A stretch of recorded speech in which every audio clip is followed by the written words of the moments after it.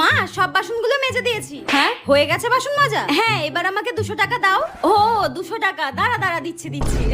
টাকাটা আমি ঠিক নিয়ে নেবো। হ্যাঁ এই নে 200 টাকা কর করে। এই 200 টাকাটা দিয়ে আমি অনেক কিছু কিনবো।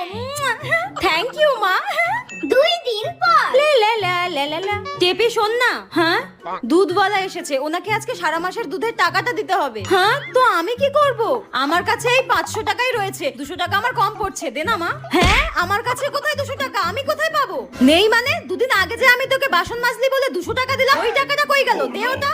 হ্যাঁ ওই 200 টাকাটা, ওটা তো তুমি আমাকে দিয়েছিলে মা। তাড়াতাড়ি দে, মানুষটা বাইরে দাঁড়িয়ে আছে।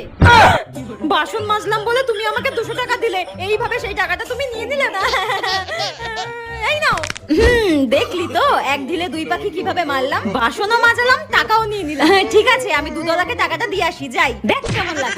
ফ্রিতে বাসন মাজিয়ে নিল, তার ভাল লাগে না।